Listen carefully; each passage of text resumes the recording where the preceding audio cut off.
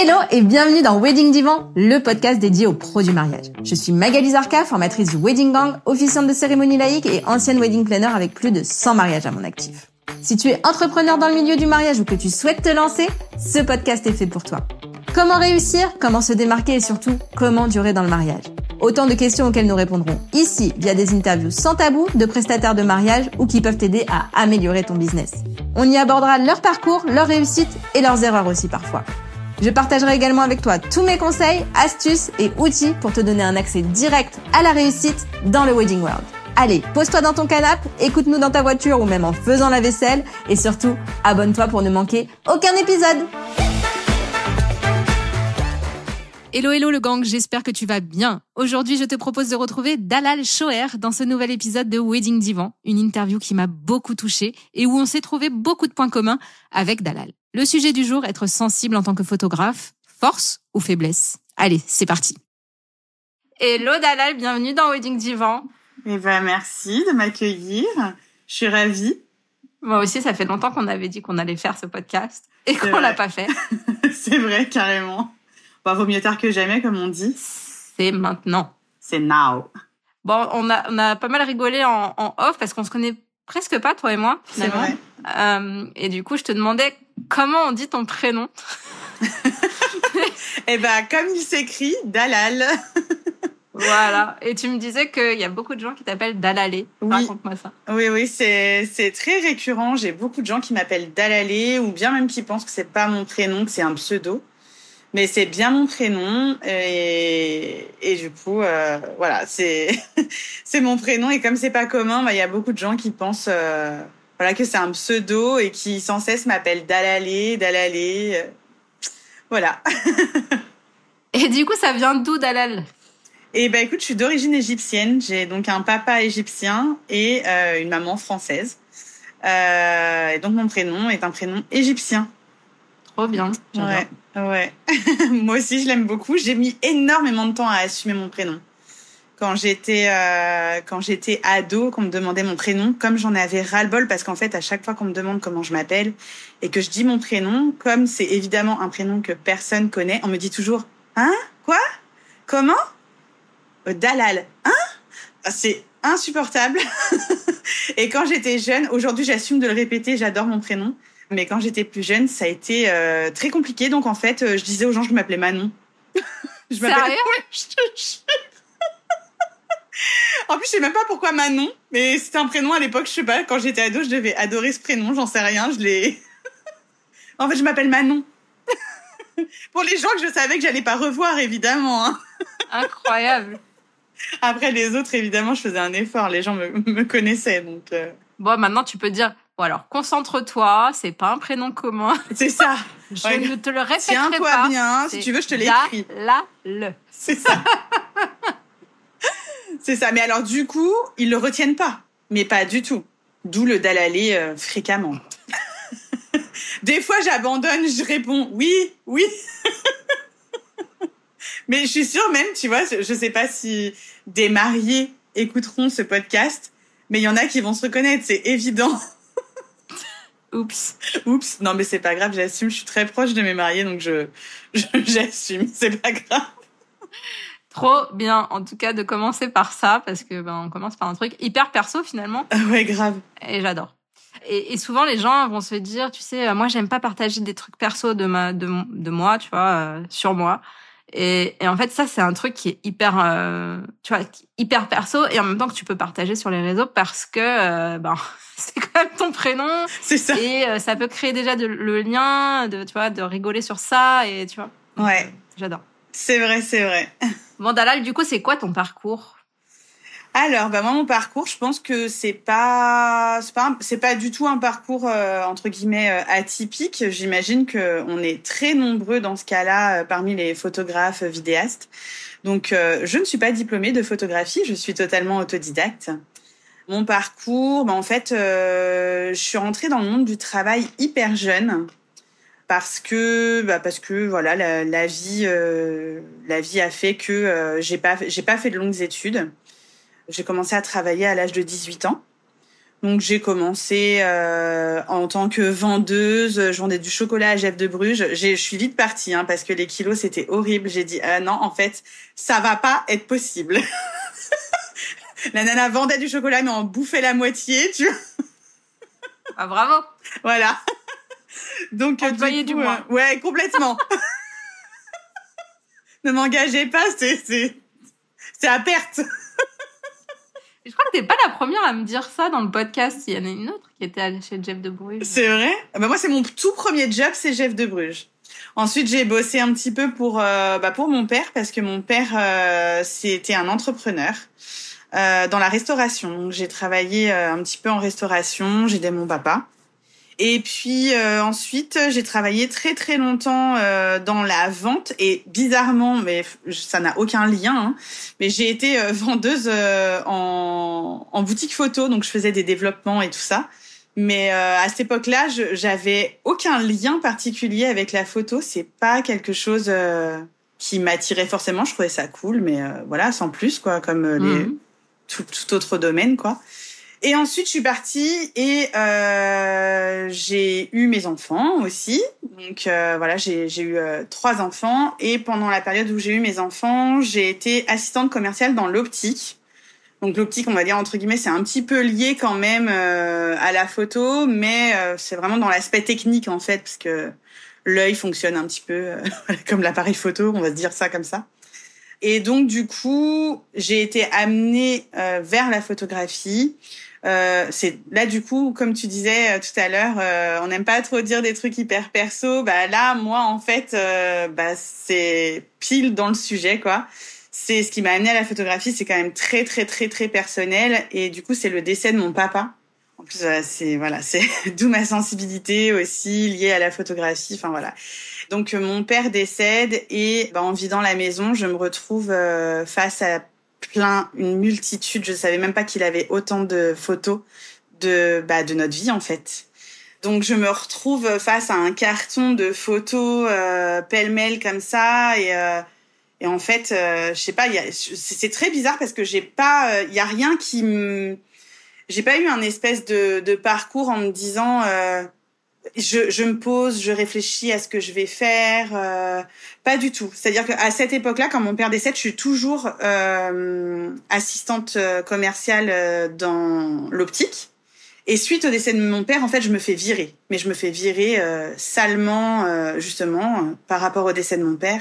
Il trouvait que j'étais pas assez productive à ce moment-là. Évidemment, je viens de perdre mon père, donc je suis un peu au bout de ma vie. Et donc, ils m'ont gentiment lourdé en me disant « t'as qu'à prendre des antidépresseurs, si c'est pour travailler comme ça, c'est pas la peine ». Enfin bref, c'était humainement parlant, c'était très violent. Je vais pas mentir, ouais, c'était très très violent.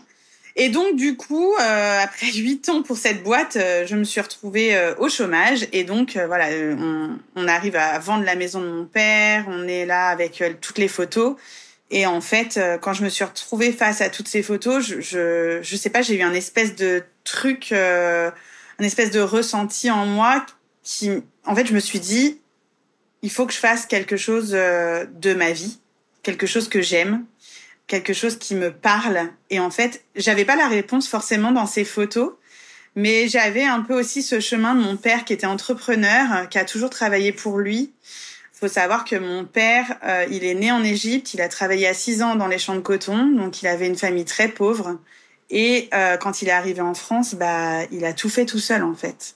Il a créé son restaurant, parce qu'on avait un restaurant à Paris, qui a été ouvert l'année de ma naissance, donc il y a beaucoup de symboles. Et il a aussi après été antiquaire, donc après il y a l'art qui est venu aussi. Je sais que j'adorais aller avec lui aux enchères, à Salle Drouot et tout, j'adorais ça. Et du coup, ouais, j'avais vraiment envie de faire quelque chose dans l'entrepreneuriat, mais sans trop savoir quoi. Et c'est vrai que du coup, quand j'ai vu toutes ces photos, ça m'a vraiment mise sur la route en fait. Et je me suis dit tiens, j'ai commencé à me dire c'est hyper important les photos émotionnellement. En fait, j'ai eu cette sensation que mon père, il était toujours là, en fait, que j'avais toujours tous ces souvenirs avec lui, qu'en fait, tout ça, d'ailleurs, j'ai beaucoup de mal à parler de mon père au passé. Je parle toujours de mon père au présent, même encore aujourd'hui, ça fait 11 ans. Et sincèrement, enfin, vraiment toutes ces photos, en fait, je trouve que c'est tellement précieux. Enfin, ça me fait penser un peu au dessin animé Coco. Je sais pas si tu vois quel est ce dessin animé qui est mon dessin animé préféré au monde entier. Ouais, j'adore. J'adore ce dessin animé. Et en fait, vraiment, de te dire que les souvenirs restent et les souvenirs, en fait, ils t'animent, ils continuent de faire vivre la personne. Et c'est vraiment ça, en fait, que j'ai ressenti. Et du coup, chemine un peu ça dans ma tête, dans mon chemin. Évidemment, je suis maman. J'accouche de mon dernier bébé à l'époque. C'était mon 3e, parce que je suis maman de 4 enfants. Et du coup, forcément, en fait, je me dis, je vais créer moi aussi mes souvenirs pour mes enfants parce que c'est tellement puissant ce que je viens d'avoir en héritage des photos que j'avais envie de construire ça aussi pour mes enfants. Et c'est comme ça que j'ai commencé à acheter mon premier boîtier. Et c'est comme ça que j'ai été amenée à faire de la photo. D'abord pour moi, pour me construire un héritage, pour construire un héritage à mes enfants. Et ensuite, professionnellement, c'est arrivé vers moi et puis voilà, du coup, j'ai commencé par de la famille et ensuite, j'avais un peu peur d'empiéter le mariage parce que je me suis dit, waouh, ça me fait flipper quand même parce que lourde responsabilité, quoi. C'est-à-dire que là, j'ai en responsabilité le plus beau jour de leur vie, faut pas que je me plante. Et voilà, du coup, comment a démarré un petit peu mon parcours. Écoute, je sais pourquoi tu es là, du coup. Je sais pourquoi tu es dans ce podcast parce que, je sais pas si tu connais un peu mon histoire, mais je me suis lancée dans l'entrepreneuriat au décès de mon père. Waouh, ah, tu me mets des frissons. Ah, c'est fou. Qui était tunisien. Ah, waouh. Incroyable. Qui a commencé en Tunisie par être mécanicien et on lui a dit bon, toi tu vas aller à la compta parce que t'es nul avec tes mains, par contre les chiffres t'es fort, tu vois. Bon alors perso moi, les chiffres ça a toujours été une bataille, ça a longtemps été une bataille, mais voilà donc et je me suis lancée en tant que wedding planner à l'époque au décès de mon père. Ok, c'est incroyable, je ne savais pas, tu vois. Donc, ouais. on a un vrai gros point commun. C'est pour ça que quand j'écoutais ton histoire, je souriais. Ouais, ça te parle, quoi. J'attendais que t'aies fini pour te dire pourquoi c'est cool que tu sois là et que je comprends tellement. Tu vois, limite, il y a pas de hasard, quoi. Il y a que des rendez-vous, en fait. Il n'y a jamais de hasard. Ouais, c'est fou. Je suis hyper touchée. Moi aussi, forcément. Quand je t'écoutais parler, j'étais là. Oh, waouh. Ouais, c'est dingue. Ok, donc si ton appareil pouvait parler aujourd'hui, après toutes ces années dans la photographie, qu'est-ce qu'il dirait?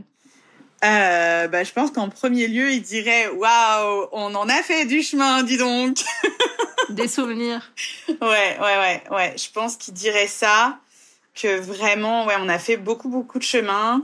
Parce que j'ai pas toujours photographié comme je photographie aujourd'hui, donc il y a eu des moments d'égarement, des trucs tu sais pas pourquoi. Mais bon, après je pense qu'il dirait aussi que c'est un peu le reflet c'est un peu mon partenaire de vie, mon appareil photo.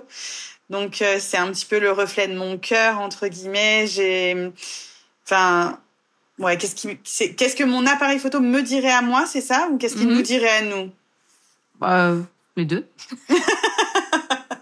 Ouais, non, vraiment que je pense que il dirait que je suis sans cesse une chercheuse d'émotions. Même un capteur d'émotions, en fait. Je suis quelqu'un aussi de très empathique, donc j'ai l'impression que il faut toujours que je sois un peu à l'affût de chaque moindre détail qui peut avoir du sens, en fait. Voilà. Ok. Si tu devais décrire ton style à quelqu'un qui t'a jamais vu, qui a jamais vu ton travail, tu dirais quoi? Je dirais que c'est un style très authentique. Je vais vraiment avoir une approche de reportage, beaucoup.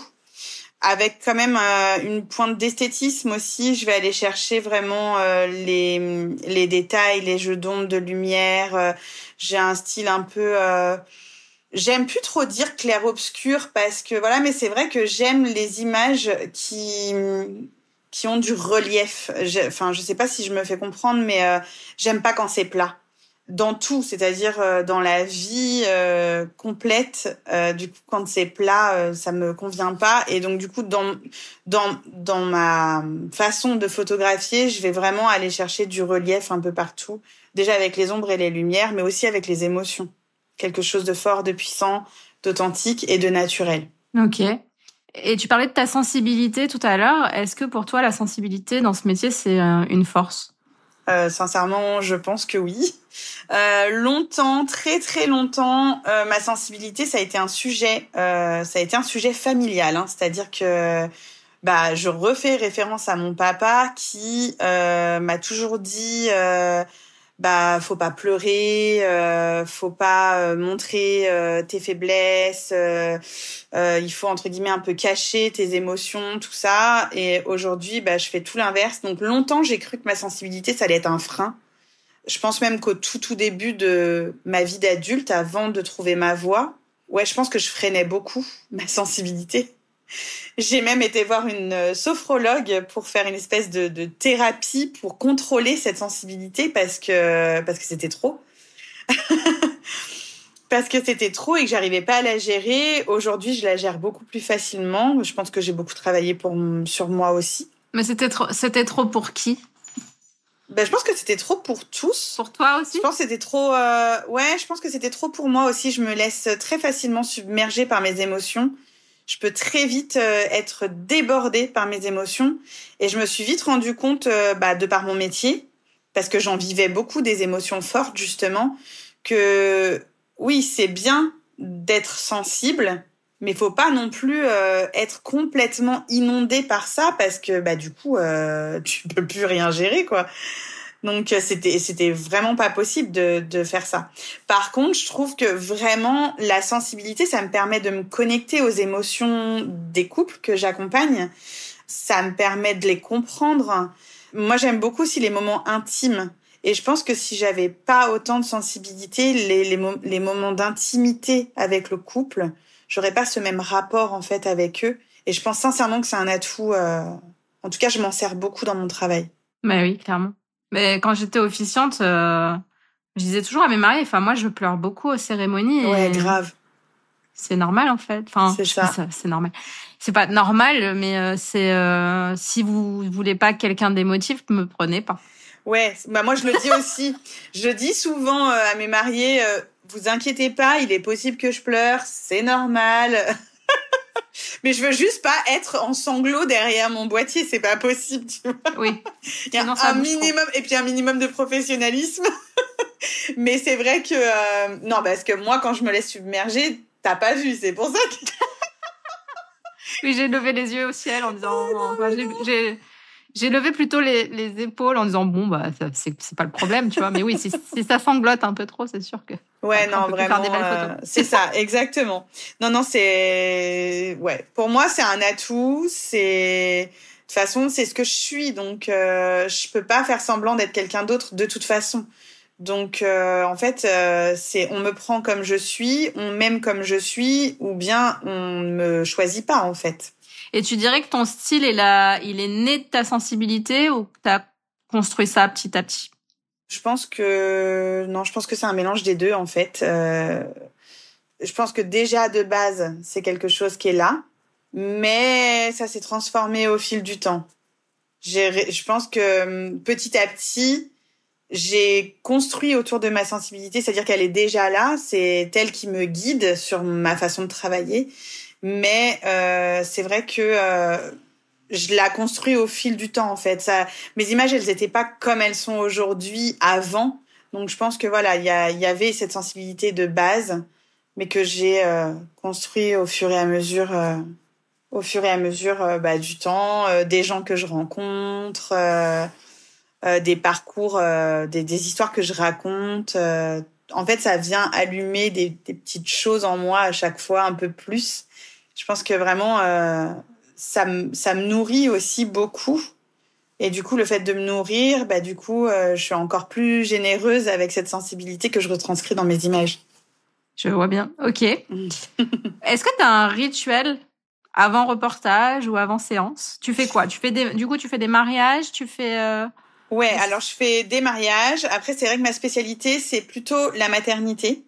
Alors là, c'est vrai que j'ai axé beaucoup le sujet sur le mariage, puisque c'est un podcast de mariage, donc j'ai beaucoup parlé du mariage.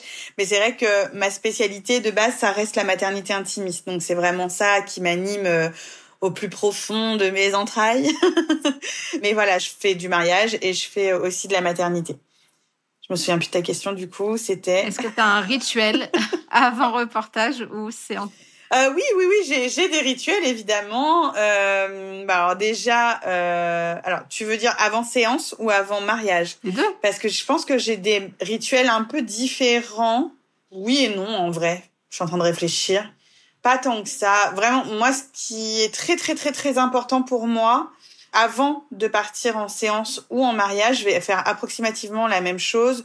Soit j'ai un trajet voiture, que je préfère d'ailleurs, même si j'essaye d'être le maximum écolo possible. Je préfère quand même ce trajet voiture parce que je suis seule avec moi-même. Et ça me permet de faire une espèce d'introspection, de visualiser un peu mon client parce que en fait je leur envoie un questionnaire avant, donc je sais à peu près qui ils sont. Bon, pour le mariage c'est encore différent parce que on s'est déjà vu, parce que on a fait la séance engagement avant, donc on a déjà créé du lien. Donc je me reconnecte un petit peu à eux en étant dans ma bulle. Moi j'adore conduire, j'adore être dans ma voiture. Et j'adore être dans ma bulle pour pouvoir mettre de la musique. La musique, c'est mon moteur. C'est vraiment quelque chose qui me nourrit profondément, en fait, et qui vient booster ma créativité. Et c'est comme ça que je me prépare beaucoup, en écoutant la musique. Et selon là où je vais aller, j'en sais rien, genre, je vais sur un EVJF, je vais me mettre du Beyoncé, tu vois, un truc hyper girly, hyper peps, machin. Je vais vraiment me conditionner. Si je vais en séance nouveau-né, je vais me mettre un petit peu de Sofiane Pamart. Voilà, je vais me mettre en condition hyper calme. En fait, c'est des énergies différentes. Donc, moi, je marche beaucoup à l'énergie aussi. L'énergie des gens, la mienne. Faire un petit check-up des deux. Et ouais, la musique, du coup, c'est vraiment le truc, ça fait vraiment partie intégrante de ma préparation avant de me rendre sur un mariage et avant de me rendre sur une séance aussi. Et d'ailleurs, souvent sur les mariages, quand j'accompagne mes mariés, je leur en parle avant, hein, je leur fais pas genre surprise. Ceci dit, ça peut arriver, pourquoi pas, mais quand même, je leur explique un peu ma façon de travailler. En fait, par exemple, quand ils veulent faire un first look, systématiquement, moi, j'ai une enceinte avec moi sur les mariages que j'ai dans mon sac. Et en fait, j'ai des playlists qui sont préparées, une playlist maternité intimiste, une playlist photos de groupe pour les photos de groupe sur les mariages, photos de couple, first look. Voilà, j'essaye d'avoir une espèce de petite playlist où je demande pas forcément aux mariés genre quelle est votre chanson préférée ou quoi, parce que de toute façon dans leur mariage ils vont en avoir plein. Et je veux vraiment qu'ils se connectent aussi à ça. C'est-à-dire qu'en fait, on va venir se connecter ensemble sur un même mood, entre guillemets, qui va être véhiculé par la musique. Et du coup, ça me permet, en fait, de venir me mettre dans ma bulle, les mettre, eux, dans leur bulle. Et souvent, je propose justement... en fait, je mets une musique au first look et je mets une musique à la séance couple. Et parfois, pendant les groupes aussi, pour animer un peu le truc... histoire de booster. Si par exemple je veux que les filles elles marchent façon bombasse, je vais leur mettre la musique de Beyoncé par exemple. Puis si je veux que le couple voilà soit vraiment en connexion l'un à l'autre, je vais leur mettre une musique un peu où ils se love un peu l'un à l'autre. Trop bien. Ouais. Très très bonne idée, j'adore pour l'expérience client. On a fini les rituels ou oui, après j'ai pas forcément d'autres rituels, j'essaye vraiment d'être un maximum dans le silence. Ce qui n'est pas le cas quand là par exemple tu vois on fait le podcast, je sors des transports, j'ai un peu la tête en vrac, je suis pas dans les meilleures conditions non plus parce que j'ai toujours besoin en fait, comme je suis très sensible voire même hyper sensible, tout le bruit ça peut vite me perturber en fait. Donc c'est vrai que j'aime bien avoir un espèce de sas de calme avant, et puis après j'ai pas forcément d'autres rituels. Vraiment c'est vraiment ça, un sas de pas de décompression mais un sas de calme, musique, connexion avec moi-même, et bim, ça part. Je suis opérationnelle. Ok. Est-ce qu'il y a des petits détails que tu cherches à capturer et que d'autres voient peut-être pas? Oui, forcément, alors, dans ma façon d'aller chercher les détails, c'est très difficile à expliquer avec des mots, mais en fait, c'est très sensoriel. Je mets toujours en avant l'essence. Ça veut dire que j'ai envie qu'on sente une matière, une chaleur, une peau, un parfum, de la nourriture, pourquoi pas aussi, sur les mariages, ça se fait. Voilà, je vais vraiment aller chercher tous les petits détails, les mains qui se frôlent, le petit regard, des enfants qui vont jouer en arrière-plan, par exemple, sur les mariages. Des fois, on est focus sur le couple. Moi, je suis très observatrice. J'aime bien prendre de la distance aussi. En fait, j'ai un peu un protocole où je me dis, voilà, j'ai telle et telle photo. C'est un peu les photos safe que tu fais tout le temps. Mais par contre, je vais beaucoup observer parce que chaque histoire est différente, chaque famille est différente, les compositions de la famille. Je vais être très, très, très regardante sur les grands-parents. Parce que j'ai cette sensibilité aussi qui fait que je sais qu'ils vont pas être là très longtemps encore. Même si c'est difficile à dire, ça reste une réalité. Et je vais vraiment être à l'affût. Si par exemple la grand-mère elle marie sa petite fille, moi ça me transcende complètement. J'ai besoin d'avoir des souvenirs de ça. Et du coup pour pouvoir les transmettre à mes clients justement. Donc, je vais vraiment être à l'affût des tout petits détails. Ça va être aussi des détails de décoration, mais qui pour moi sont moins importants qu'un détail d'un regard ou d'une main posée ou d'une larme hyper discrète. Voilà. Et tu penses que, pour revenir à ta sensibilité, que tes clients ils te choisissent pour ça? Oui, je pense. Qu'est-ce qu'ils te disent? Alors déjà, le truc qui revient souvent, c'est que je mets vraiment à l'aise les gens. Donc ça me réconforte beaucoup. Je me dis, bon, ça va, les gens sont à l'aise avec moi. Donc ça, c'est déjà super bien. Et du coup, c'est hyper important aussi pour moi qu'ils soient hyper à l'aise parce que du coup, ça fait que eux, ils ont la liberté d'être sensibles, en fait. Je leur laisse la liberté d'exprimer leur sensibilité. Et je pense que comme j'envoie beaucoup de ma sensibilité, et du coup, ils hésitent pas à se mettre à nu face à moi. Et je pense que c'est ça aussi qu'ils viennent chercher chez moi. C'est cette authenticité, le vrai moment, l'émotion vraie et pas quelque chose de posé. Je vais vraiment... pour moi, les moments authentiques, c'est évidemment... ça surpasse toutes les poses figées, en fait. C'est vraiment quelque chose que... Évidemment, on en fait toujours parce que c'est important. Mais dans ma façon de travailler et dans ce que je veux transmettre dans mes images et ce que je veux transmettre à mon client, c'est vraiment ça en priorité, la sensibilité de leur journée de mariage, la sensibilité de leurs émotions, la sensibilité de toute la journée entière en fait, de leur histoire, de leur famille. Et comment tu leur montres ta sensibilité? Tu disais, comme moi je leur montre, du coup ils s'autorisent finalement à être... je discute beaucoup. Je suis quelqu'un de très... accessible. J'ai pas de carapace en fait. Je suis quelqu'un de très entière, de très généreuse. Je donne beaucoup de ma personne en fait. Et je suis vraiment... je suis moi-même. Je vais pas du tout me dire « Ok, là, je suis dans ma peau de photographe. Faut pas que je parle de mes enfants. Non, je vais pas parler de ça. » Non, pas du tout. En fait, je suis moi. Je suis entière, disponible. Je vais parler. S'il y a un truc qui me fait penser à un truc de ma propre vie, je vais dire « Ah, ça me fait penser à ça ou ça. » Et donc, du coup, en fait, comme je donne beaucoup, par exemple, ne serait-ce que quand on va faire... tu vois, tiens, j'ai une petite anecdote où j'avais pas encore signé, en fait. J'ai été chez eux et, en fait, j'ai fait un visionnage. Je leur ai montré un portfolio et je leur ai montré une vidéo que j'avais faite du portfolio. C'était une vidéo d'un diaporama, quoi.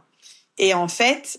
incroyable, je les regarde regarder mon travail et je vois qu'il y a une petite larme qui naît. Du coup, c'est un couple que j'ai là cette année. qui naît donc sur le visage d'Amandine. Et en fait, son émotion, elle me rend émotive aussi. Donc moi aussi, j'ai les larmes aux yeux. Et en fait, elle le voit. Donc ma sensibilité, elle l'a en pleine face devant elle. Et je me retiens pas.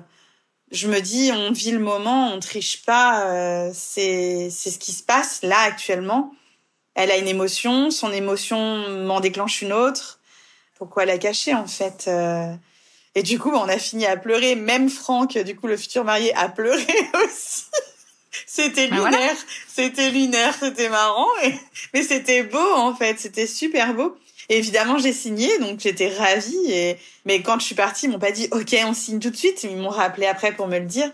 Mais je me suis dit, ce moment était super beau et ça m'arrive très souvent de vivre ça, d'avoir vraiment, je pense, les bonnes personnes en face de moi. Et quand j'ai pas les bonnes personnes en face de moi, si ma sensibilité, elle gêne, ben je signe pas en fait. Bah oui, c'est clair. Et on parlait tout à l'heure d'avoir canalisé tes émotions, etc. Est-ce que tu t'es déjà retrouvée submergée pendant un reportage et comment t'as géré ça? Oui, je me suis déjà sentie alors submergée au point que je pense non, pas forcément, mais oui, j'ai déjà pleuré vraiment derrière mon boîtier, même que les invités me voyaient pleurer, ils sont venus me voir après. Ah, vous avez pleuré hein? Ouais, j'ai pleuré, ouais. C'était quoi qui t'avait fait pleurer, tu te souviens?